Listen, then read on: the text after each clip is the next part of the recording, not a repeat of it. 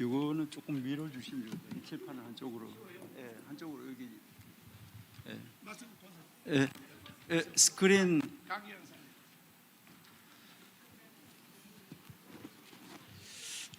네, 조금 전에 우리 목사님께서 유대인 이야기를 하셨기 때문에 제가 유대인에 대해서 잠깐만 한번 이야기를 해드리도록 이렇게 하겠습니다.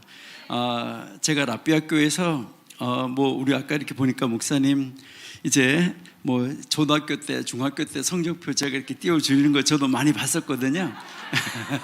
여러 번 봤었는데 제가 랍비학교에서 쌍권총을 차고 다녔습니다. 예, 여러분은 쌍권총이 뭔지 잘 모르시죠? 쌍권총은 F가 2개다 이 말인 거예요. 그러니까 F가 딱 이렇게 있으면, 양쪽에 있으면 이게 쌍권총이죠. 예. 예. 이제 지난주에 제가 말이 굉장히 빨랐는데 오늘은요, 제가 조금 하더라도 천천히 하더라도 내용은 조금만 하더라도 천천히 갈 거예요. 아까 오늘 목사님 방에 있는데 목사님 말이 원래 그렇게 빨라요? 원래 안 빨라요. 원래 안 빠른데 이제 지난번에 목사님이 2시간 동안 뭘 해라 그래서 가지고 왔는데 그거를 2시간 할 거를 다 주고 가려고 하다가 보니까 빨랐는데 이제는 아예 30분이면 30분 것만 주고 간다는 생각을 했어요. 예. 그래서 쌍권총을 차고 다니는데 F가 2번 있었는데, 글쎄요, 여러분들은 예수 믿는 것 때문에 얼마만큼 이 세상에 살아가시면서 손해를 보셨습니까? 저는 유대인 학교에서 F 2개가 영광스럽다라고 생각을 하는데, 왜 영광스럽냐? 여러분들이 예수와 예호수아가 예수라는 건 아시죠? 그러니까 예호수아 마시아흐 이렇게 딱 두 단어 때문에 F가 2번 나왔어요. 예수는 메시아다. 요 2단어가 나에게 F를 영광스럽게 2개를 줬다라는 것이죠. 그러니까 그렇지만 이제 여러분들이 보시면 유대인들에게서 우리가 아무리 그렇더라도 유대인들에게서 배울 것은 배워야 돼요. 그러니까 좋은 것은 배워야 되는 것이죠. 무조건 욕하는 것이 아니라 그들이 잘하는 것은 우리가 배우고, 그들이 실수한 거, 그들이 왜 예수를 놓쳤을까, 그들이 어디에서 예수를 놓쳤을까, 이라는 것을 우리가 찾아내서 우리는 바울이 말하는 것처럼 유대인들이 예수 믿는 사람을 부러워하는 사람, 그러니까 그런 사람, 유대인들이 기독교인을 부러워하도록 만들기 위해서 바울은 이방인의 사도가 됐다라고 그렇게 말씀을 했잖아요. 그러니까 그런 사람들이 우리가 되어져야 된다는 것이죠. 여기 설교학교에 오시는 여러분들, 그리고요 이제 우리 청교도 신학교에 오시는 모든 분들이 정말 하나님의 말씀이 무엇인지를 정확하게 알고 그 하나님의 말씀이 여러분 안에 살아 있어야, 그러니까 여러분을 툭 쳤을 때 하나님의 말씀이 입안에서 툭툭 튀어나와야 된다는 것이죠. 그러니까 여러분들이 군인 가셔가지고 훈련소에서 훈련받고 나오면은요, 툭 건드리면 이병 누구누구 이렇게 하는 것처럼 여러분들을 툭 치면은 예수 그리스도, 툭 치면은 하나님이 사랑하십니다. 이 말이 그냥 이렇게 우리 하나님의 말씀이 여러분들의 마음속에 담겨져 있어야 된다는 것이죠. 그러니까 언제 어디에서 무슨 말을 하더라도 정말 하나님의 말씀이 튀어나올 수 있어야 된다 하는 것인데요. 그래서 유대인들에 대해서도 우리가 알 것은 많이 알아야 되는데, 여러분들이 보시면 여기서 이렇게 보시면은 유대인들이 노벨상 수상자 3명 중에 1명이다 하는 것은, 이것은 누구나 다 아는 사실입니다.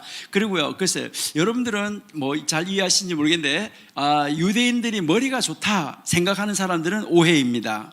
그러니까 왜 오해일까라고 생각하는데, 전 세계에서 머리가 제일 좋은 사람은 한국 사람이잖아요. 그러니까 평균 지능 지수가 최고로 높은 사람이 한국 사람이라고요. 그러면 그 한국 사람이 지능지수가 제일 높은데 유대인들의 평균 지능지수는 92라고 이야기합니다. 그러면 노벨상을 받은 사람, 그러니까 1930년대 이후에 이 쿼션트 제도가 나왔잖아요. IQ, EQ 하는 것이 나왔는데, 여기에서 여러분들이 IQ, EQ 말하는데 이것도 오해를 하실까봐 많은 사람들이 오해하고 있기 때문에 여러분 오해하지 말으라고 말씀드리는데, 유대인들이 말하는 IQ, 유대인들이 말하는 EQ 했을 때 EQ는 거기에서 Emotional Quotient가 아니라 Environment Quotient예요. 그러니까 무슨 말이냐면 환경계수라는 거예요. 그러니까 아무리 머리가 좋은 사람도, 지능지수가 150짜리 사람들도 지능지수 50 사람들끼리 모여있는 거기에 가서 생활을 하게 되면 그 이상의 지능을 발휘할 수가 없다는 거예요. 그러니까 150짜리들은 150짜리들끼리 모여 있는데 가야 시너지 효과가 나타날 수 있다는 거예요. 그러니까 그것이 아니라는 거죠. 그래서 평균 지능 지수가 92인데 노벨상을 받은 사람들의 평균 지능 지수 98이에요. 여기에 계시는 분들 지능 지수 다 100 넘죠? 여러분, 지능지수가 100이면 뭐합니까? 써먹는 건 20%밖에 못 써먹는다 그러면 지능지수 20이에요. 아시나요? 그러니까 지능지수가 100이다. 근데 그 100%를 다 활용할 수 있다. 그럼 그 사람 지능지수 100이에요. 이것이 중요한 것이지 내가 얼마를 활용하고 얼마를 사용할 수 있느냐 하는 것이 중요한 것이죠. 그러니까요, 지능지수가 150이라도 70% 뭐 80%밖에 못 사용한다 이러면 100밖에 안 되는 것이죠. 그러니까 우리는 하나님 안에서 하나님이 나를 사용하시는데 어떤 사람으로 쓰임을 받아야 되느냐 하는 것이죠. 그러니까 진짜 하나님의 사람이 되려고 하면 영이 흘러야 되겠죠. 자, 그러면 일단 간단하게 한번 볼게요. 20세기를 주도해오는 인물, 지금 우리는 21세기를 살고 있어요. 20세기를 주도해오는 인물, 미국의 최고 지도자 21명을 뽑았는데 그 중에서 15명이 유대인이에요. 여러분, 21명을 뽑았는데 15명. 자, 세계적 수준 학문 수준의 연구의 30%가 유대인이에요. 자, 정말 놀랍다 하는 것을 우리가 알 수 있다 하는 것이죠. 여러분이 잘 아신 대로 IMF, BIS 증권과 월드스트리트 유대인이 장악하고 있고 헤지펀드의 그 50%가 유대인 자본이에요. 그러면 세계 5대 식량 회사 가운데 5개 식량 회사 가운데서 3개, 그 다음에 7대 석유 회사 가운데서 6개, 이게 다 유대인 거예요. 자, 그러면 AP, UPL, AFP, MBC, ABC, CBS, 예? 그 다음에 BBC, 로이터, 뉴욕타임스, 요 방송, 신문 다 유대인 거예요. 자, 그렇다고 하면 실로 유대인이 전 세계를 장악하고 있다라고 말을 해도 지나치지 않다 하는 것을 우리가 알 수가 있어요. 여러분들이 딱 보기만 해도 아는 사람들, 이 20세기에 빛낸 사람들, 여기에 미국의 장관들, 재무 로버트 루빈, 미 연방준비위원회 의장 크리스펀, 올브라이트, 코원, 로스차일드, 굿맨, 슈트라우스, 셜츠버그, 로이터, 뉴턴, 다윈, 마르크스, 에디슨, 아인슈타인, 브로이드, 록펠러, 스피르버그 다 유대인이에요. 여러분 다 아는 사람이죠? 이 사람들이 무엇을 가지고 이렇게 됐을까? 여러분 한번 생각해 보셨나요? 여러분, 이것은요 정말 이들이 철저하게 하나님 중심의 삶을 살았기 때문이다 하는 것을 우리가 알 수 있습니다. 그러니까 하나님 중심의 삶을 살았다라고 할 때, 지난주에도 우리가 얘기했는데 하나님 중심의 삶 속에서 가장 중요한 것이 뭘까 하는 것이 성경인데, 아까 우리 목사님이 지식의 구조가 중요하다고 말씀을 드렸잖아요. 여러분들이 잘 아시는 대로 우리가 철학이라고 말하는데, 이 철학이 학문 중에서 최고의 학문이라고 말을 하죠. 왜 최고의 학문이라고 말하냐면 철학이 모든 학문을 클래스파이를 시켜줘요. 너는 법학, 너는 무슨 학, 너는 무슨 학, 인문학, 자연과학, 이거를 정리해 주는 것이 철학이에요. 그러니까 요즘에 그래서 이 철학 위에 신학이 있는 거예요, 원래가요. 그러니까 철학 위에 신학이 있는데 요즘에는 이게 물구나무 섰어요. 물구나무 서가지고 철학이 뭐라고 말하면 너는 신학이야 이렇게 말하면서 철학이 신학을 클래스파이 시켜주는, 이렇게 만들어줘 버렸어요. 이게 물구나무 서는 바람에 이게 아주 전 세계가 심각해져 가지고 모든 것이 철학이 최고로 돼 가지고 요즘에는 철학 박사잖아요. 뭐든지 다 철학 박사가 최고잖아요. 모든 분야에서 문학 박사에도 문학에도 철학, 의학에도 철학, 뭐에도 철학, 다 철학 박사, 철학 박사로 PhD로 학위가 나가잖아요. 그러니까 어떻게 하다가 이렇게 물구나무 서게 됐는가 하는 거, 이거 여러분들이 한번 잘 아셔야 되는데요. 설교학교도 여러분들 열심히 하시지만은 이 학기에 이제 제가 와서 구약을 강의를 할 겁니다. 그래서 구약을 하는데 성경이라는 말 자체의 어원부터 시작을 해서, 그러면 그 성경의 구조, 그 다음에 성경에 쓰여진 저자, 누구, 어떻게, 왜, 그런 것을 가지고 저희가 한번 찾아볼 것인데요.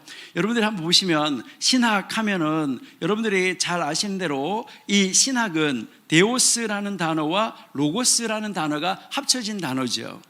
그런데 많은 사람들이 착각하고 있는 것이 무엇에서부터 이 신학이 잘못 나갔느냐라고 하면 신학 데오스하고 로고스, 그래서 데올로지로 이렇게 바꿔진 것이죠. 자, 그러면 데오스는 무엇이냐 하면 하나님이시죠.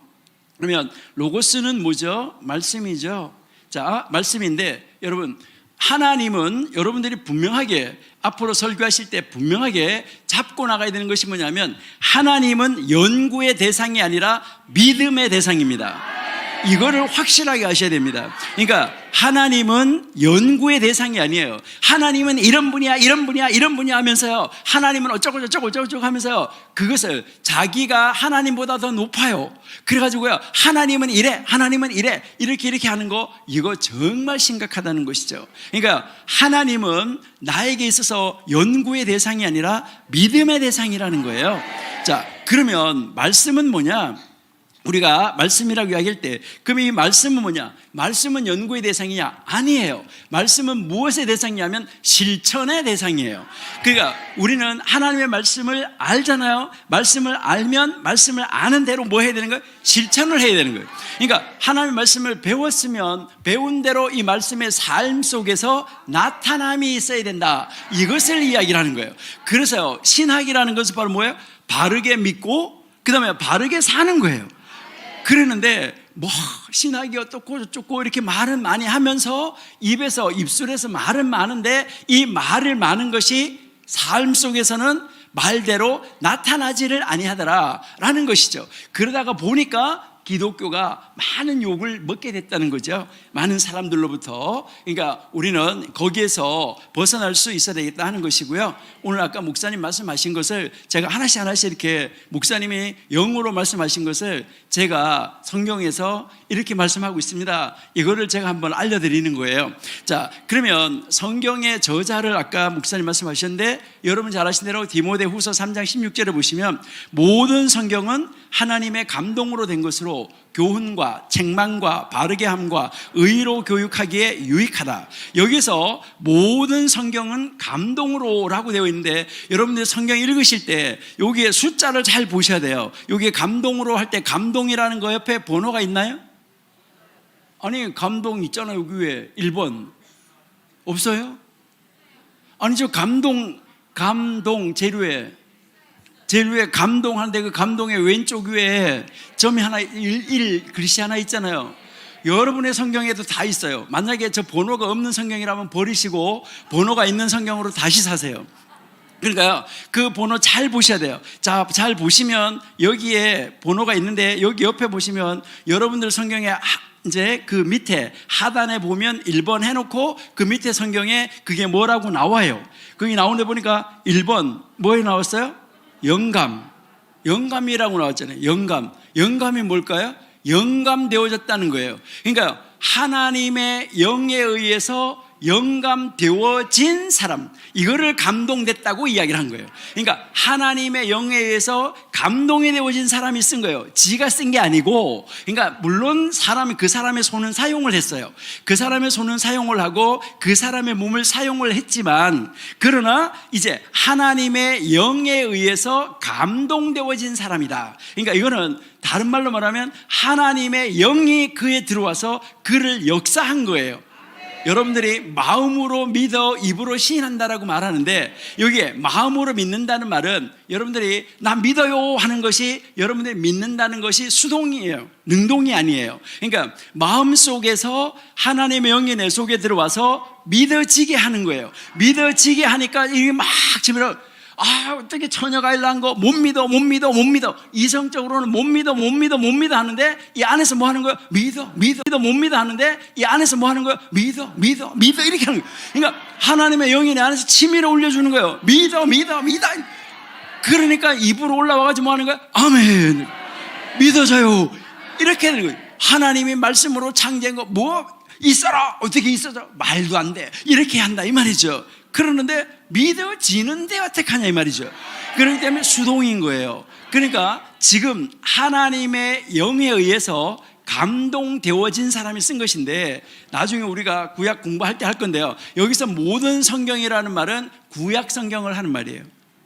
왜 그러냐면 아직까지 신약이 완성되지 않았을 때예요. 디모데가 기록될 때가, 그러니까 완성되지 않았을 때이기 때문에, 그러면 신약 성경은 감동된 게 아니냐 한번 보실게요. 자,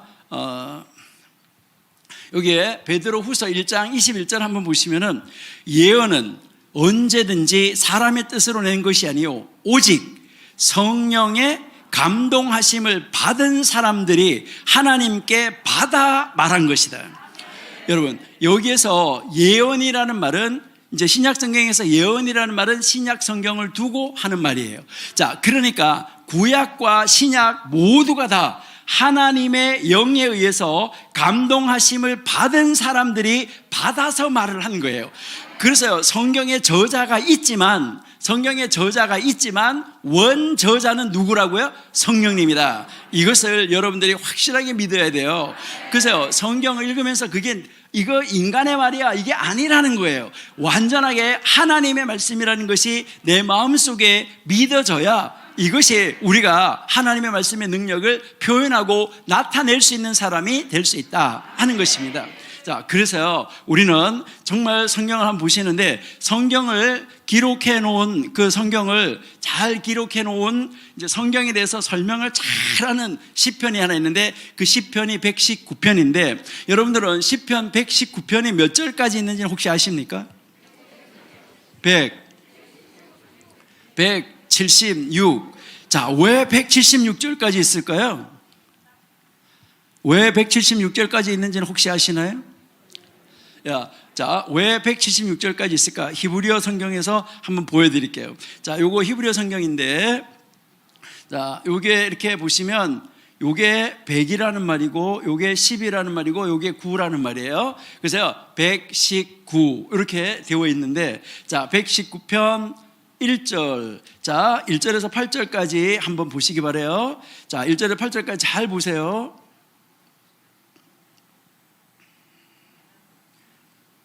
자, 한번 잘 보세요.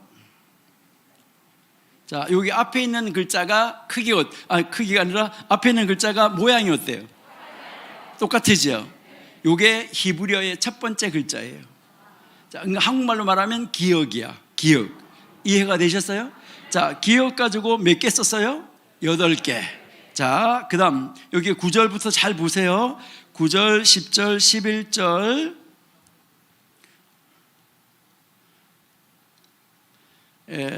자, 여기에서요 12, 13, 14, 15, 16까지. 자, 여기까지.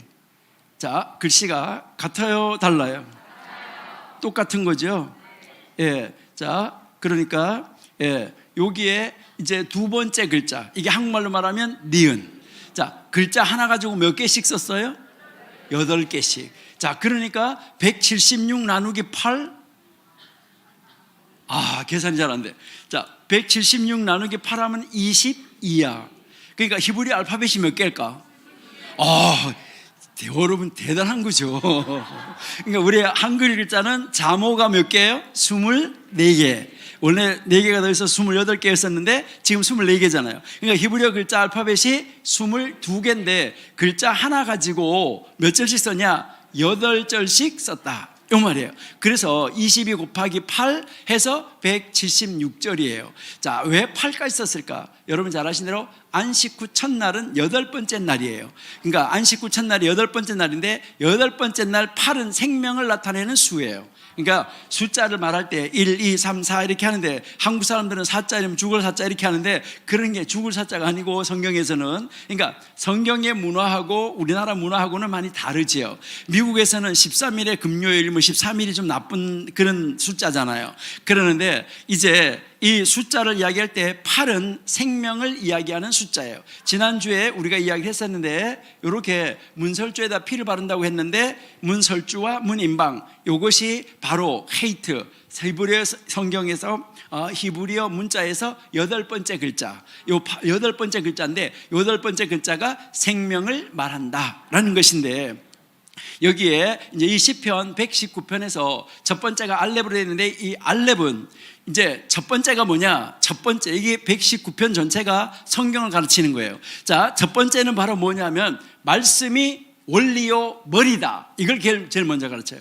말씀이 원리요 머리다. 그 다음에 두 번째 글자가 이제 원래 첫 번째 글자 이 알렙이라는 글자가 그런 의미가 있다는 거예요. 그 다음에 두 번째 글자는 바로 뭘 말하냐면 이해. 자, 토라가 성경이 있는데 이 성경은 바로 성경이 최고인데 이 최고인 하나님의 말씀을 두 번째 가면 뭐 해야 되냐면 이해해야 된다. 그래서 베이트라는 글자가 이해한다는 단어, 비냐니라는 단어에서 베이트가 있어요. 그러면 이해한다. 이해했으면 그 성경을 이해한 사람은 하나님의 능력을 가진 사람, 하나님의 말씀이 그 안에 들어온 사람은 가난한 사람이나 부한 사람이나 모든 사람에게 친절하다. 이게 세 번째 글자예요. 그러면 이 친절한 사람은 어디를 향하여서 나가느냐? 바로 이 네 번째 글자가 문인데 진리의 문을 향하여서 나가야 된다. 그럼 진리의 문을 향하여서 나가면 다섯 번째 뭐냐면 하나님이라는 이름의 글자가 있는데요. 하나님, 이제 여러분들이 잘 아시는 대로 우리가 여호와라고 이야기를 하는데 이 여호와라는 단어에 이름의 글자에 두 번이나 들어간 단어, 요 단어가 다섯 번째 글자예요. 자, 요 단어가 다섯 번째 글자인데, 글쎄요, 하나님의 이름의 글자예요. 하나님의 이름에 사로잡혀야 된다. 그렇게 하면 무엇이 오느냐? 너희에게 자유가 온다. 그 자유가 오면 쉼이 온다. 이래가지고요, 하나씩 차례대로 이 시편 119편이 놀라운 시편이라는 거 여러분들이 이제 이해를 하셔야지 돼요. 그래서요, 이 시편 119편을 쫙 읽어가면서 야, 하나님의 말씀이 이런 것이구나 하는 것을 우리가 이해할 수가 있게 된다 하는 것이죠. 자, 그러면 우리가 성경을 공부하는데 정말 하나님의 영으로 기록된 것이기 때문에 정광 목사님하고요, 이제 오재조 목사님하고 우리 총장님, 저는 자꾸 오재조 목사님이라고 그러는데 저는 뭐 교수라는 말을 저한테 부르는 것보다는 저는 목사라는 말을 칭호로 듣기를 더 좋아해요. 그러니까요, 교수야 뭐 그냥 이렇게 가르치는 사람이지만은 목사가 정말 하나님 앞에서 제대로 된 목사, 하나님이 정말 기뻐하는 목사, 그런 목사면은 참 좋겠다 이렇게 생각하는데요. 그래서 우리 총장님 보고도 제가 꼭 총장님 안 불러요, 목사님 이렇게 부르는데, 그 목사님하고 함께 이렇게 만나서 이렇게 이야기를 하시면서요, 정광 목사님이 히브리어 공부를 안 하셨다는데 어떻게 그 말씀을 딱 풀어내시는 거 보면 어떻게 그 히브리어를 공부해가지고 읽어낸 사람보다 더 의미가 깊게 아세요? 그런 이야기를 많이 했었어요. 그러니까 그 목사님 그거 어떻게 하셨어요? 제가 이제 그렇게 물어본 때가 많아요. 그러니까 아니 목사님 그거 어떻게 하셨습니까? 이렇게 하는데 여러분들이 정말 영으로, 하나님의 말씀이 영으로 기록됐기 때문에요, 영으로 기록된 말씀을 영으로 풀어낸 데는 당할 수가 없어요. 물론 성경의 저자 가운데서 베드로 같이 정말 이 베드로는요, 여러분들이 잘 아시는 대로 베드로하고 바울을 비교해 보면은요, 이거는 엄청난 차이가 나는 거죠.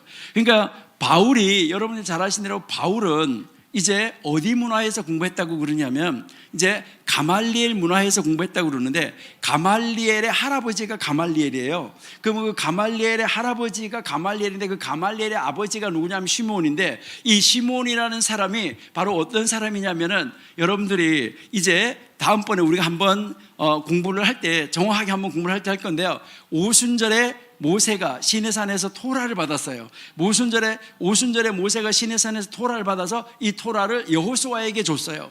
지난주에 제가 한번 말씀드렸는데, 이제 여호수아 1장 8절에 보시면은 그 토라를 복사해가지고 머리맡에다가 두고 이렇게 했다고 그랬는데요. 그래서 그 선지자 이제 여호수아가 받았고, 여호수아가 그 다음에 한 사람의 지도자를 세우지 않고 장로들이 세워졌는데 장로들에게 그 토라를 줬어요. 그 구전으로 줬다는 이야기예요. 그 줬는데 그것이 전해지니까, 그 토라가 전해졌는데 이 장로들이 선지자들에게 줬고, 이 선지자들이 누구에게 줬냐면 바로 위대한 모임의 공회에게 줬어요. 이게 사내들인 공회예요. 그러면 그 사내들인 공회의 마지막 인물이 누구냐면 쉬므온이에요. 그 쉬므온의 아들이 누구냐면 가말리엘이에요. 그 가말리엘의 손자를 다시 가말리엘이라고 이름을 지었는데 그 가말리엘이 학교를 세웠어요. 그게 가말리엘 문화예요. 그래서 그 가말리엘 문화에서 바울이 공부를 했어요. 요즘 말로 말하면 세계에서 최고의 명문대학이다 라고 여러분이 보시면 되죠. 그러니까 그런 분도 하나님이 쓰시지만은, 근데 그런 분도 쓰실 때 여러분이 보시면 하나님이 그에게 영을 집어넣어서 쓰는 것이지 그의 지식을 그냥 그대로 사용하신 것은 아니에요. 그러니까 하나님의 영이 들어오지 않으면 지식은 지식에 불과한 것 뿐이었었다라는 것을 우리에게 가르쳐주고 있다는 것이죠. 그러니까 그만큼 공부를 못했어도 베드로 같은 사람, 바울만큼 공부는 못했어요. 그럴지라도 이제 하나님의 영이 그에게 역사하면 모든 일을 다 이뤄낼 수 있다. 그러니까 여러분들도 하나님의 영이 여러분들에게 들어가서 역사해야지만 하나님의 일을 이룰 수 있다는 거예요. 그러니까 하나님의 일을 이루는 데서는 내 힘으로 하는 것이 아니라 하나님의 영이 내 안에 들어와서 나를 사용하실 때 우리가 하나님의 일을 이룰 수 있다. 이것을 우리에게 가르쳐 주고 있다는 것이죠. 자, 그러면 오늘 우리가 이 6월절에 대해서 한번 바라보시는데요. 여러분들은 혹시 이렇게 이 6월절 만찬을 할 때 여기에 어디에 누가 앉았고 어디에 누가 앉았고 이렇게 하는데 이 그림이 누구가 어디에 앉았었고 무슨 말을 했었고 그 당시에 무슨 말을 했었고 요거 다 공부해 보셨나요? 안 해보셨잖아요. 그러면서 6월절 하고 있었잖아요. 그렇죠? 예. 자, 그러면은 이제 여러분이 이렇게 보시면 예수님을 십자가에 못 박을 때 여기에서 어떻게 십자가에 못을 박았는가 하는 것이죠. 자, 그러면 여기에서도 여러분이 보시면 이 십자가에 못 박을 때 여기에 여러분 다 이렇게 보시면 여기에서 이 예수님 십자가에 못을 박고 있는데 여기에 받고 있는데 여기에 있는 무리들은 누구고 여기 있는 무리들은 여기 있는 무리들은 누구고 여기에 있는 여자들 무리들은 누구인가 이런 거 여기에서 이제 이 설명이 되어 있는데 여러분들은 혹시 이런 거 가 보셨나요? LA 다녀오신 분, LA 미국에 LA 갔다 오신 분 없어요? LA 갔다 오신 분 여기에 그 글렌데일에 가면 이 뮤지엄 있는데 가 보셨나요? 예. 다른데 라스베가스 이런 데는 잘 가시고 거기에서도 유니버셜 스튜디오 디즈니랜드 이런 데는 잘 가시면서 이런 데는 잘 안 가시는 것 같아요. 그러니까 그 박물관에 한번 가 보셔야 돼요. 그러니까 가서 이렇게 보시면서 한번 정말 하나님의 그 말씀의 역사를 한번 바라보시면 좋겠어요. 그리고 이거는 제가 제 자랑 조금 하고 제가 지금 제가 쓴 책이 한 40권 조금 넘는데 그 중에서 지금 이제 성경 속의 절기를 찾아 떠나는 여행이라고 이제 이런 책이 있는데 이 책에 보시면은 제가 구약 성경의 배경을 둔 것 절기들을 설명하는 것은 좀 나와 있어요. 그러니까 그 그리스도의 이제 성경의 문화는 어떤 것인가 여기에부터 시작을 해서 이제 나와 있습니다. 출판사는 탈무드 에이드 아카데미라는 출판사에서 나왔어요. 네, 한번 참고해서 보시면 이제 좋겠고요. 자, 이제 오늘 우리 6월절 가다가 하여튼 가는 데까지 가보도록 이렇게 하겠습니다. 자, 6월절을 히브리어로는 이제 물론 페사흐라고 이렇게 이야기를 하는 것이죠. 그래서 6월절이 어떤 의미를 가지는가, 6월절이라는 이 명칭은 어떤 것이고, 6월절의 배경, 그다음에 6월절의 역사는 무엇인가, 그다음에 6월절의 풍습은 어떤 것이 있는가, 그다음에 6월절 관습은 어떤 의미를 가지고 그런 관습이 만들어졌는가, 그 다음에 6월절 세데르라고 말하는데 이게 6월절 식사예요. 아까 예수님이 그 6월절 만찬을 지키셨는데 그 6월절 만찬의 식사는 어떻게 해나가는 거고 순서는 어떻게 하는 것인가. 앞으로 이제 우리 정광 목사님하고 이제 어디 기독청이나 이런 것이 만들어지면 이제 6월절 날 바로 예수님이 만찬을 하시던 그날 저녁에, 목요일 날 저녁인데 그날 저녁에 쫙 그룹으로 한번 모여가지고 그 순서를 그대로 한번 재현해 보는 거 멋있지 않을까요? 예? 예. 그러니까 그런 거 여러분들이 하셔야 돼요. 그러니까 거기 가서 딱 한번 그냥 가서 쭉 그 식사에 한번 참석을 쫙 하시면은 그때부터 뭐가 되는 거예요? 이렇게 알게 되는 거죠. 기왕 제 자랑 했으니까 우리 자랑 한 번 더 하는데요. 우리 오재조 목사님이 미국에서 학교 하실 때 제가 닥터 지오니 제빗이라고 유대인들 학자 중에서 3대 학자, 그러니까 3대 토라 학자, 오경학자, 그분의 제자입니다, 제가. 근데요, 우리 목사님네 학교에 가가지고 그분이 그 학교에 목사님네 우리 한국 학교에 오셔가지고 그때 일주일 강의했나요? 특강. 그렇게 가서 특강도 하셨었어요. 그 닥터 지오니 제빗이라고 해요. 근데 그분이 이제 가서 이제 제가 이제 이야기해서 모시고 가지고 우리 한국 학교에 이제 우리 목사님 학교에 가셔가지고 그 특강도 하시고 그렇게 한 적이 있었는데요. 저는 그분한테서 출애굽기하고 레위기는 1대1로 배웠습니다. 그러니까요, 유대인 학교는 학생이 커야 학생이 5명이에요. 그러니까 클래스가. 뭐 우리나라도 박사과정 들어가면 박사과정은 전공 과목 들어가면 뭐 몇 명 안 되잖아요, 숫자가. 그러니까 1대1로 제가 이제 공부를 이제 그분한테 배우고 공부를 했었는데요. 그러니까 그분들이 그 하는데도요, 저는요 그분들한테서 배운 것이 뭐냐면요, 알면 알수록 겸손하다. 정말 알면 알수록 겸손해요. 우리 나중에 오 목사님한테 한번 여러분 여쭤보세요. 그분요 진짜 겸손해요. 그 당시에 나이가 벌써 70이 다 되셨었는데 아주 겸손하시고 참 귀하신 분이었었다 하는 것을 알 수 있는데, 거기에 그 교수님 집에 한번 가서 식사를 하고 뭐 하고 이렇게 하면 쭉 식사하는 안식일 식사, 그 다음에 6월절 식사 이런 거 한번 그냥 우리가 한번 참석해 보면 뭐 거기에 뭐 외우고 뭐 하려고 할 필요가 없잖아요. 그냥 경험하면 뭐가 되는 거예요? 그냥 저절로 알아지는 거잖아요. 예, 그렇게 우리 이 설교학교에서 그런 역사가 빨리빨리 있어져 가지고 성경이 착착착착착 이루어지면서 그냥 체험하고 걸어감으로 말미암아 이루어져 가도록 이렇게 하시면은 참 좋겠다 하는 거예요. 여기서 미국 가서 공부하신 분들은 이스터 브레이크라는 것이 그게 부활절 방학이라고 이렇게 이야기하는데 원래는 거기서 나온 게 아니에요. 유대인들이 그날 학교를 안 가버려요. 그러다가 보니까 저절로 방학이 만들어진 거예요. 그러니까 유대인들이 그날 학교 안 결석하는 거예요. 여러분, UCLA가 졸업식을 주일날 해요. 왜? UCLA 교수 30%가 유대인이에요.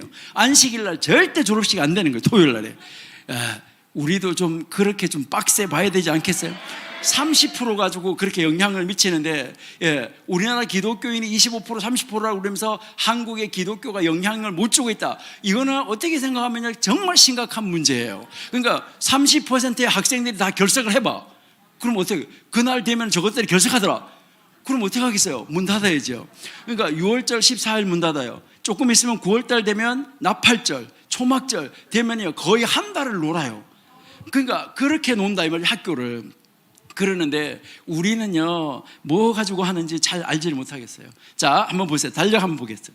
자, 여기에 이제 민간역 해서 이제 이렇게 있는데, 여기에 이제 민간역 7월이라고 나와 있는데, 지난번에 우리가 한번 이야기했었는데 출애굽기 12장에서 달력을 바꿔줬다고 그랬어요. 그래서 7월 달에 7월이 종교력으로 바꿔줬을 때 1월이에요. 니산월. 그래서 1월 니산월인데, 이 니산월에 6월절 무교절이 있고 이른봄에 겨울 보리를 추수하는 때다. 그 다음에 여기에서 3월 시반월이라고 그러는데 오순절, 칠칠절, 맥추절 이렇게 부르는 말이죠. 이때 보리하고 밀을 추수하는 것이다 라는 것을 우리가 알 수가 있고요. 여기서 이것은 뭐 아부월 9일은 여러분들이 알아두시면 좋은데, BC 586년 아부월 9일에 BC 586년 아부월 9일에 예루살렘 성전이 무너지고 이제 남쪽 유다가 멸망한 날이에요.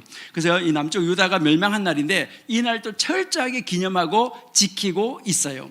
그러니까 이들이 뭐 앉혀놓고 국가관, 윤리관을 교육시키는 것이 아니라, 여러분들이 보시면은 독일의 아우슈비츠 거기에 포로 수용소에 가면 지금도 유대인들이 그 땅을 사가지고 거기에 바깥에다가 벽을 쌓아놓고 거기 안에 들어가면 옛날에 포로 수용소 그대로 재현을 해놨습니다. 그래서 초등학교 6학년이 거기로 수학여행을 가요. 이제 유대인들이. 그러면 그 수학여행을 가가지고 거기 가서 이렇게 보면서 무엇을 하냐면, 이제 여기가 가스실이다, 여기가 목욕실이다, 여기가 뭐다, 이제 이렇게 하는 거죠. 그러니까 이제 거기 포로 수용소에 있다가 이제 목욕실로 들어가요. 목욕탕으로 들어가는데 들어간 문으로 나오면 사는 거고, 목욕을 하고 들어간 문으로 안 나오고 다른 문으로 가면 그게 가스실이에요. 그럼 가스실인데 그 가스실에서 뭐 하게 되냐면 거기서 죽어요. 죽으면 그 사람의 그 손가죽 이런 등가죽 이런 데 있잖아요. 여기다가 술을 넣고 그림을 그려놓은 것 갖다가 쫙 진열해놨어요. 지금도요. 그때 어떻게 무엇을 고통을 당했다는 걸 쫙 보여줘요. 보여주면서 너희가 하나님 떠나면 이런 일이 또 일어난다, 이걸 말해주는 거예요. 거기서요.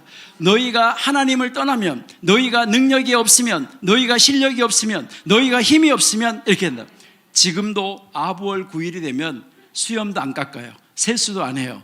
그렇게 하고요, 다 가족이 둘러앉아서 예레미야 애가 성경을 읽으면서, 너희가 그 예레미야 애가 하나하나 읽어가면서 너희가 하나님을 버리면, 하나님을 떠나면 이렇게 된단다.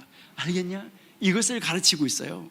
그러니까 그들의 그 문화 속에서, 절기 속에서 그들은 애국관, 조국관, 국가관, 정치관, 이것이 다 형성이 되어지는 거예요. 그러니까 아까 정광 목사님이 우리나라도 절기를 그렇게 해야 된다라고 얘기했는데, 여러분들이 아마 이야기 들어보셨을 거예요. 중국의 추석 때, 중국 추석 때에 어느 동네에서는 산으로 가서 초막을 짓고 하룻밤 자고 내려오는 민족이 있어요.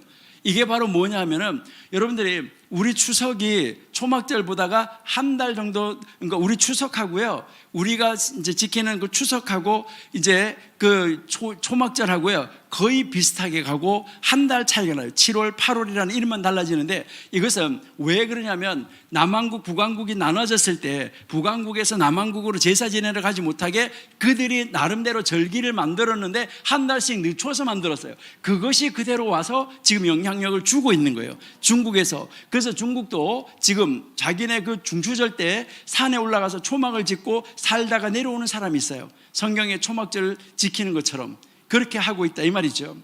예. 자, 이렇게 해서 여기에 이제 이 아부월 9일이 이제 있어지고요. 예. 그 다음 이제 7월인데, 요게 민간력으로는 1월이잖아요. 그러니까 민간 행정력으로 1월이기 때문에 이제 7월이 되는데, 요게 양력으로는 9월, 10월 달에 와요. 여러분들이 유대인들 달력 보면은 이제 8월 달이 되면은 이제 달력이 끝나고 유대인 서점에 지금 가시면은 새로운 달력 나와 있어요. 그러니까 새로운 달력이 5781년 달력이 나와 있어요. 그러니까 지금 새로운 달력이 나와가지고 지금 팔리고 있는데, 미국에다가 제가 주문해놨어요. 보내달라고. 저희 방에는 가면 달력이 있어요. 이 유대인 달력이 있는데, 그러니까 9월달, 10월달에 티슈리월의 달력이 바뀌어져요. 이건 민간 행정력이고, 종교력으로는 이제 종교력 1월은 니산월이다. 그래서 달력을 잘 쓰셔야 되는 거죠. 이 로시 하샤나라는 말이 설날이라는 말이에요.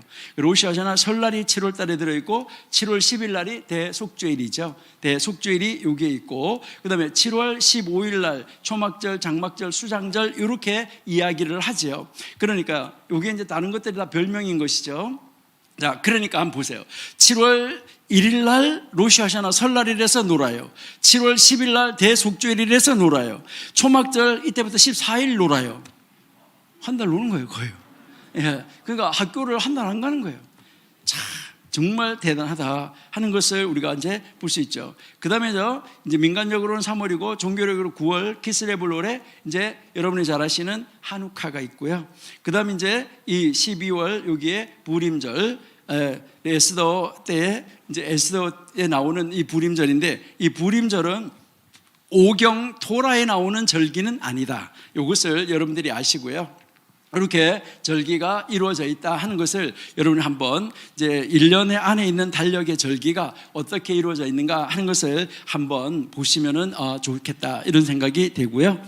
예, 자, 그러면 이제 우리 6월절 했는데, 이 6월절은 도대체 무엇인가라고 했을 때, 이 6월절은 이제 가장 먼저 지키는 절기고 그 역사가 아주 긴 절기다. 그러니까 물론 안식일은 창조 때부터 온 절기인 것은 확실하죠. 자, 그런데 그러면 이 6월절은 언제 왔느냐? 그러면 지금 우리가 이제 2021년이라고 이렇게 말을 하는데, 6월절이 있었던 때가 모세가 이스라엘 백성을 데리고 출애굽할 때가 BC 1446년이라고 이야기를 하죠. 그러니까 BC 1446년이니까 이 6월절이라는 명절은 지금부터 3467년 전에, 그러니까 3467년 전에 뭐 한 거라는 거죠? 만들어진 명절이다 하는 것을 우리가 알 수 있다 하는 것이죠. 그러니까 가장 오래된, 참 오래된 절기다. 그리고요, 이제 예수님도 이제 6월절,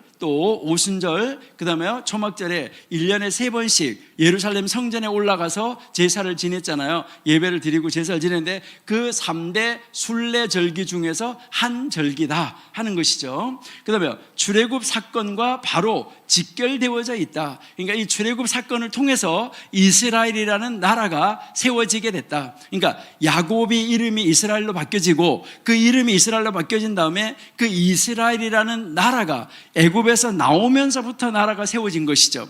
그러면 이때 나라가, 그때부터 나라가 세워지는데, 이때 이 모세라는 인물이 굉장한 인물인데, 이 모세라는 인물이 바로 왕이고 제사장이고 선지자 역할을 했던 인물이다라는 것을 우리가 알 수 있죠. 처음에 나올 때. 그래서 이 직분을 다 가지고 나왔는데, 나와가지고 제사장을 세우고 그 다음에 선지자를 세우고 이렇게 하면서 자기가 모든 직분을 내려놓게 되는 이 모습을 우리가 알 수가 있다 하는 것이죠. 그 다음 이제 이 유월절은 우리 기독교 신앙 이해에 아주 중요성을 갖는다. 자, 그런데요, 여기에서 이제 여러분들이 한번 보셔야 되는 것이 바로 뭐냐면, 이 유월절이 기독교 이해에 아주 중요성을 갖는데, 많은 사람들이 뭐라고 말하냐면 구약시대 절기 없어졌다, 그 다음에 뭐 폐해졌다, 다 폐해졌다, 꼭 신약만 믿으면 되는 것처럼 그렇게 이야기를 하고 있는 분들이 많은데, 그것이 아니다. 그러니까 그 유월절이 우리 기독교에 어떤 의미를 전달해 주고 있는가, 이것은 분명하고 확실하게 알아야 된다는 것이죠. 그것을 풀어내는데, 여러분들이 잘 아신 대로 이 모세가 하나님과 산에서 만났었는데, 바로 이 모세가 말한 것을 신약에서 바울이 그대로 받아가지고 왔는데, 모세가 성막을 받아가지고 왔고, 이제 바울은 이제 산에 올라가서 교회를 받아가지고 왔다는 거죠. 하나님의 식양대로 받아가지고 온 것이 일치하는데, 여기에서 이 바울을 통해서 모세를 풀어내지 못한다고 하면 이것은 굉장히 심각하다. 그러니까 하나님에 대해서 바르게 이해할 수가 없고 바르게 알 수도 없다라는 것을 이제 가르쳐 주는 것이죠. 그런데 여러분들이 설교학교에서 지금 이제 바울이 이제 이 절기를 어떻게 풀어냈는지, 이것에 대해서 여러분들이 이제 정광훈 목사님이 하나님의 영에 의해서 풀어주시는 거, 이것을 배울 수 있고 알 수 있다는 거, 대한민국 사람으로 태어났으니까 여러분들이 배울 수가 있었겠죠. 이것이 정말 여러분들에게는 정말 감사한 일이다.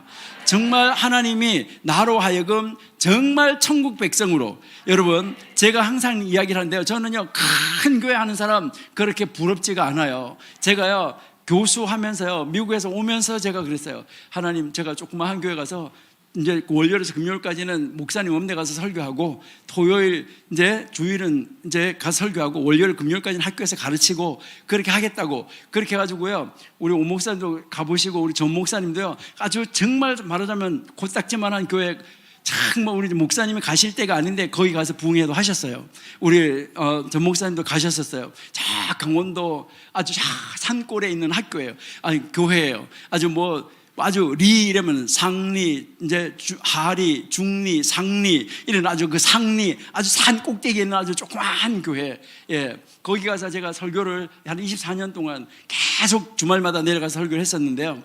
근데 이제 여러분들이 한번 이렇게 보면, 거기 가면요 성도 얼마 없어요. 사람들이 저를 보고 그랬어요. 서울에 큰 교회, 자기네 교회 와서 같이 뭐 하고 이렇게 하자 그러는데, 우리 학교는 학교 교회를 출석을 해야 되는데 목사님이 없는 교회를 간다고 그러니까 허락을 해줘서 간 거예요. 그래서 그 허락을 받아가지고 가서 설교를 하러 갔었는데, 그래서 제가 늘 이야기하는 것은, 내가 5명 데리고 목회했는데 천국 가보니까 5명이 다 천국에 있더라.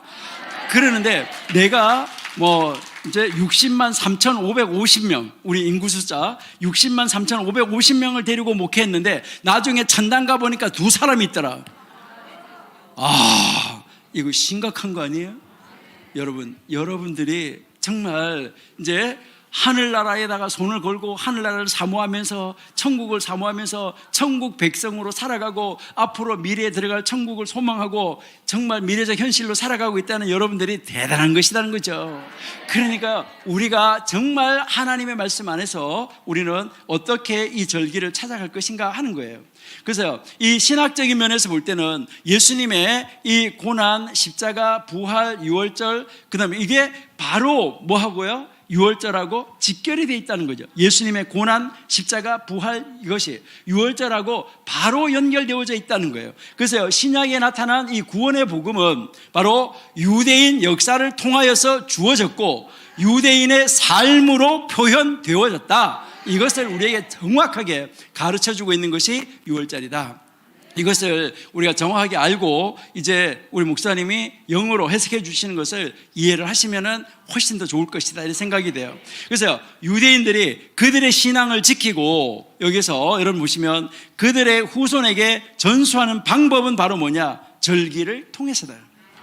그래서 아까 목사님이 말씀하신 것이 그거예요. 우리나라도 이 절기가 형성되어지고 절기가 만들어져야 그 절기를 통해서 저절로 익숙해져야 되는 거죠. 이게 저절로 이제 익숙해져 가지고 이것이 문화가 돼서 그것이 그대로 삶으로 표현되어져서 나타나야지 된다. 그래야 후손들에게 이것이 이어지는 것이죠. 한국 기독교 2000년사에서 기독교 문화를 만들지 못했다. 이게 지금 문제라는 것이죠. 그러니까 기독교 문화가 형성이 되어져야지 된다는 거죠. 그러니까 우리가 정말 여러분들이 함께 힘을 합쳐서 그런 문화를 만들어가고 이뤄갈 수 있으면 좋겠다, 이렇게 생각이 됩니다. 자, 그래서요, 6월절의 의미를 우리가 한번 생각해 보시면 여기서요, 이 패사흐라고 이야기를 하는데 이것을 영어로는 패스오버 이렇게 이야기를 하는 거죠. 그러니까 넘어갔다. 그리고 헬라어로 파스카 이렇게 이야기하고요, 히브리어로는 패사흐 이렇게 했는데 이 패사흐라는 단어가 바로 뭘 말하냐면 위로 넘어갔다 이렇게 이야기를 하는 것이죠. 그러니까 6월, 한자로 6월도 넘어갔다, 이것을 이야기하는 것이다. 그 다음에 이제 유대교의 아까도 이야기했지만 3대 절기, 6월절, 오순절, 초막절과 함께 유대인 3대 절기 중에서 하나이다. 그리고요, 니산월 15일, 이제요, 요게 유대력으로 니산월 바로 15일이 무교절의 시작인데 3월 말에서 4월 사이에 온다. 왜 그러냐면 이게 음력이기 때문에 왔다 갔다 한다는 거예요. 양력이 아니기 때문에. 그리고요, 여기서 욤토브, 좋은 날이라고도 이 날을 부른다. 그래서 6월절 첫째 날과 마지막 날은 욤토브, 좋은 날이라고 부른다. 여기서 이제 이 6월절 첫째 날, 마지막 날 했는데 이 마지막 날이 무교절의 마지막 날을 이야기를 하는 거예요. 그러니까 유교절, 이제 6월절하고 무교절을 그냥 합쳐가지고 6월절 무교절에서 8일을 이야기를 하는 거예요. 그래서 이제 그 어떤 데는 보면 이제 무교절이라고 나오고 어떤 데는 보면 그냥 무교절 마지막 날 이렇게도 나와지고 있는데 정확하게 나누면 6월절은 14일이고 15일부터가 무교절이다. 이렇게 이해하시면 돼요. 그래서 이 날은 공휴일로 지정하고 중간에 5일, 그러니까 그 빠지고 나서 중간에 있는 5일이 있는데 이것을 중간의 날들 홀 하모에드라고 부르고 일하는 날로 절반은 일하고 절반은 이제 그 휴일로 지키는 것으로 옛날 우리나라 말로 말하면 토요일 방공일처럼 이렇게 지금도 지키고 있는데 대부분의 나라에서는 완전히 하루를 다 휴일로 지키고 있는데 하루를 온전하게 일주일을 휴일로 다 안 지키고 절반은 휴일로 절반은 이제 공휴일로 이렇게 지켜도 그냥 허락해 준다라고 지금 그 유대교 탈무드에서 이야기를 하고 있어요. 자, 그래서요, 이집트에서 노예 생활을 하던 이스라엘 민족이 모세의 인도로 이집트를 벗어나서 출애굽한 사건을 기념하는 날이다. 그러니까 거기에서 마지막 10번째 재앙이 있었잖아요. 여러분들이 이제 나중에 앞으로 이제 공부하실 때 이 재앙에 대해서도 여러분 한번 잘 공부를 하셔야 되는데 재앙을 여러분 한번 이렇게 보시면은요, 여기에 제일 밑에는 처음에 이 재앙은 물과 관계된 거고요, 두 번째 재앙은 땅과 관계된 거예요, 세 번째 재앙은 하늘과 관계된 거예요. 그러니까 이제 이 물과 관계된 거 하나, 둘, 세 개 이렇게 하고요, 그 다음에 땅과 관계된 거 3개, 그 다음에 하늘과 관계된 거 3개, 이렇게 해서 이 9가지가 이제 끝나는 것이죠. 9가지 재앙이 있어지는데 잠깐만 그냥 한번 보실게요. 자, 이렇게 이 9가지 재앙이 있어졌을 때 여러분이 이제 한번 집에 가셔가지고 이제 한번 잘 보셔야 되는데 이 6월절을 정확하게 이해하시려고 하면 앞에 이 9가지 재앙을 이제 여러분들이 이해를 하셔야지 되는데 여기에 이제 이 첫 번째하고 첫 번째, 두 번째, 세 번째 이때는 지팡이가 사용이 돼요. 모세의 지팡이가 사용이 되고 네 번째, 다섯 번째, 여섯 번째는 지팡이가 없어요. 사용이 안 돼요. 일곱 번째, 여덟 번째, 아홉 번째는 다시 지팡이가 사용이 돼요. 그리고요, 여기서 1, 4, 7, 그 다음에 2, 5, 8 할 때는요, 예고가 있어요. 3, 6, 9 할 때는요, 예고가 없이 임해요. 자, 그렇게 한 다음에 이것이 임하는데 요 첫 번째, 두 번째, 세 번째는 요게 물하고 관계된 거고, 요거는 땅하고 관계된 거고, 요것은 하늘하고 관계된 건데, 요 재앙이 왜 이렇게 이루어졌을까 하는 거, 요것도 여러분들 한번 잘 살펴보셔야 되는데, 요거를 나중에 출애굽기 20장에 가서 하나님이 모세에게 토라를 줄 때 보면 이게 쫙 나타나요. 여러분 보면 하늘에 있는 거, 땅에 있는 거, 땅 아래 물 아래 있는 거, 어떤 것으로든지 하나님의 형상을 만들지 말라. 니들 이집트에서 봤지? 그들이 섬기는 거 그거 다 신 아니야 라고 하면서 이제 정확하게 가르쳐주는 표현이 나오는 것이죠. 이렇게 해서 이것을 다 한 다음에 이게 이집트에 있는, 우리는 재앙이라고 말하는데 이게 이스라엘 백성들에게는 재앙이 아니라 이적이고 기적이고, 이게 이집트 사람들에게는 재앙이에요. 왜 그러냐면 나일강 강신부터 하늘에 있는 태양신까지 치는 것이었기 때문에. 그러니까 이제 나일강에 있는 강신부터 하나씩 신을 친 거예요. 물속에 있는 신, 땅에 있는 신, 하늘에 있는 신 치면서 제일 위에 하늘에 있는 바로 하늘, 태양을 치니까 흑암이 왔던 것이죠. 그러니까 그 태양신을 쳤어요. 그러면 마지막 10번째가 바로 이 재앙이 6월절에 이제 있은 다음에 이제 이 재앙이 오는데, 이것이 바로 뭐냐면 10번째 재앙은 바로를 치는 건데, 이 바로를 치는데 왜 바로를 치냐면, 이것이 무엇을 말하냐면 이제 이 이집트 안에 있는 신 전체를 다스리는 국신을 치는 거예요. 그러니까 이집트 안에 있는 전체 신을 다스리는 국신을 치는데, 앞으로 국신이 될 사람, 그러니까 바로의 아들이 자라나서 이제 국신이 될 거잖아요. 그 국신을 될 사람을 쳐버리는 것이죠. 그래서 이것을 치기 전에 하나님께서 이스라엘 백성들을 향하여서 너희는 내가 골라낸 백성이요, 선택한 백성이요, 택하신 족속이요, 제사장이요, 이것을 여기에서부터 보여주고 있는 거예요. 내가 너희들은 구별시켰다, 내가 너희들은 따로 떼어놨다, 이것을 구별시켜주고 있다 이 말이에요. 그러니까 이것을 구별시켜서 넘어가게끔 만들어주는 것이 바로 뭐라는 거예요? 이제 구별시켜서 한 단계를 넘어가서 하나님의 사람으로 세워주는 작업, 하늘나라 백성으로 세워주는 작업, 이 작업을 하는 것이 바로 6월절이었었다 하는 것을 우리에게 가르쳐주고 있는 거예요. 그렇기 때문에 우리가 6월절을 통과하지 않으면 구원이 있다 없다? 없다. 그래서 아까 이제 우리 성도의 마지막에 우리 성도들의 삶 속에서 적용이 될 때 6월절은 뭐라는 거예요? 구원이다. 이것을 정확하게 이미 구약성경에서 이제 우리에게 가르쳐 줬다 하는 것을 우리가 이해할 수가 있는 것이죠. 그러니까 우리는 이 절기 하나하나를 살아보면서 우리가 어떻게 이것을 지켜나가야 될까 하는 것을 여러분이 보셔야 되는 거죠. 자, 그러다 보니까 그 날이 바로 무슨 날이 되는 거예요? 6월절이 축제의 절기가 되는 것이죠. 그러니까 축제의 절기가 돼서 6월절은 자유를 얻는 것을 기념하는 축제의 절기가 됐다. 여러분, 이 사람들은 이집트는 함의 땅이에요. 여러분이 시편에 읽어보면 함의 땅이라고 나오는데, 이 함의 땅이라는 말은, 함은 형제들 중에 종이 된 족속이에요. 여러분들이 정확하게 아셔야 되는 것은 이집트에서 이스라엘 백성들은 종한테 가서 종했어요. 종에게 종했어요. 무슨 말이냐면 셈의 후손이 함의 후손 밑에 가서 종했다는 거예요. 그러니까 셈의 후손이잖아요. 요셉 셈의 후손인데, 셈의 후손이 종이 됐던 형제들의 종이 된 함, 종으로 있어야 되는 함한테 가서 밑에 가서 뭐 했어요? 종했어요. 여러분, 종한테 가서 종하던 데서 건져준 거예요. 여러분들은요, 앞으로 무엇을 하시더라도요, 대통령의 이발사의 이발사가 되는 게 아니라 대통령의 이발사가 돼야 되잖아요. 대통령의 이발사의 이발사가 아니고. 무슨 말인지 이해가 되세요? 그러니까 우리는요, 그러니까 종한테 가서 종을 하고 있는 데서 거기서 건짐을 받았어요. 그러니까요, 이거요, 정말 이들이요, 나와가지고 춤을 추고 할렐루야 할 수밖에 없는데, 여러분들이 그들이 할렐루야하고 춤을 춰야 된다 그러면 여러분들은 지금 다 일어나가지고 춤을 춰야 돼요. 왜요? 왜 그러냐면요, 우리는, 그들은 종한테 가서 종을 했지만 우리는요, 죄한테 종 노릇하고 있었어요. 무엇에 종 노릇했다고요?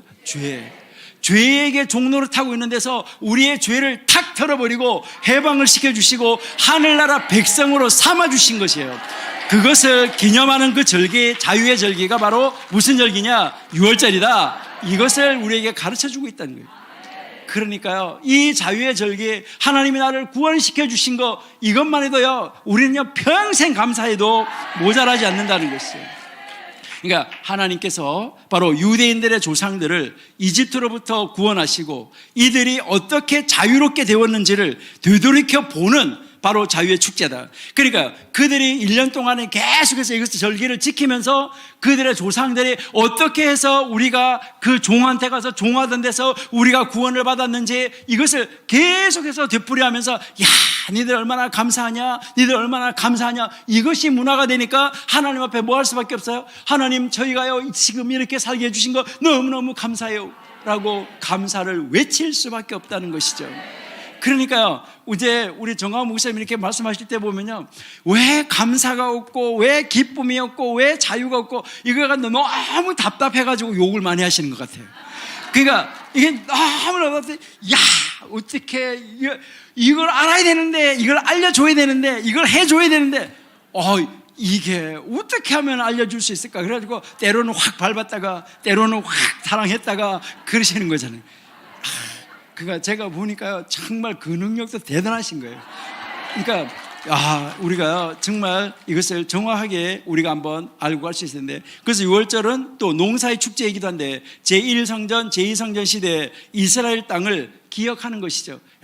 제1성전 있을 때, 제2성전 있을 때 이렇게 하고, 그 시절에 우리가 어떻게 했었는데 6월절에 그때 하나님께서 이렇게 겨울을 나고 나서 우리에게 보리를 추수하게 해주시고 이렇게 하면서, 또 이건 뭘 말하냐면 하나님이 먹을 것을 온전하게 공급해 주신다, 이것을 우리에게 가르쳐 주는 거예요. 그러니까 하늘의 창고문 하나님이 딱 여시고, 이제 이 지상에서 우리에게 필요한 것은 만나로 채우듯이 우리에게 추수할 것을 하나님이 허락하여 주셨다, 이것을 우리에게 보여주고 있는 절기라는 것이죠. 그래서 추수절기의 시작이라는 말은 바로 이제 이 6월절은 보리추수, 그 다음에 아까 우리가 달력에서 잠깐 보여드렸는데 이제 오순절은 밀추수, 그 다음에 초막절은 과일, 가을거지 추수, 이렇게 해서 이 절기 세 개를 하나님 앞에 온전히 와서 감사하라는 것이죠. 예, 이것을 우리에게 보여주고 있다. 그래서 이 순례자들의 축제인데, 이제 이 6월절은 바로 이 절기를 지키는 것에 대해서 1년에 3번씩 예루살렘에 최소한도 와서 하나님 앞에 감사해야지 된다, 이것을 가르쳐 주는 거죠. 그래서 이것은 또한 누구를 위한 절기냐? 우리의 2세를 위한 절기다라는 것입니다. 그래서 6월절의 중요성을 2세들에게 알게 하고, 또 그 2세들이 다시 2세들에게 뭐 해야 되는 거예요? 교육하도록 만들어 가야지 된다 하는 것을 우리에게 가르쳐 주고 있습니다. 그래서 또 다음 주에 계속해서 다음번에 이어서 우리가 하도록 하고요, 무교절로 6월절에서 무교절로 바로 이어가는 것을 공부하도록 이렇게 하겠습니다. 오늘은 여기에서 한 가지만, 이제 이렇게 교육을 하는 데 있어서 아주 중요하다는 거, 요거 한 가지만 제가 말씀을 드리도록 하겠습니다. 이제 자녀들을 어떻게 해야지 되는가 하는 것인데요. 이제요, 자, 이것은 글씨가 지금 같으지요? 모양이 같으나요? 지난번에 한번 제가 말씀드렸는데 우리나라 글자에도 이런 글자가 있어요. 글자가 세 개가 다 같아요. 다 글자가 세 개가 같은데 제가 말을 한번 해볼게요. 자, 제가 말을 한번 해볼게요. 배 타고 배 먹었는데 배탈이 났다. 자, 배 타고 배 먹었는데 배탈이 났어요. 배가 세 개가 다 같은 거예요, 다른 거예요? 이 의미가 다 세 개가 다 다르지요. 자, 이 말은 무슨 말이냐면 글씨는 모양이 같으지만은 뜻은 뭐 할 수 있다? 다를 수 있다, 이 말인데, 이게 바로 뭐냐면 자녀들이라는 말이에요. 이제요, 우리 정광훈 목사님도 여러분들을 자녀들처럼 생각하고 여러분들을 통해서 무엇을 하시려고 할까? 그래서 하나님이 무엇을 하시려고 할까? 이 여러분의 자녀들인데 정말 자녀로 삼아서, 아까 김충기 목사님이 우리 정광훈 목사님을 그렇게 아들로 삼아서 그렇게 하셨다 그랬잖아요. 정광훈 목사님도 여러분들을 아들로 삼아서 정말 이 시대를, 이 사회를, 우리나라를, 우리나라 교회를, 전 세계 교회를 바꿀 수 있는 이런 사람으로 여러분을 세워가시기를 원하시잖아요. 여러분, 이게 바로 건설자들이라는 말이에요. 자, 그러니까 자녀들이라는 단어와 이제 이 자녀들이라는 말은 아들들이라는 말도 돼요. 아들들. 자, 그래서 이 자녀들이라는 말과 건설자들이라는 단어가 같아, 이 말이죠.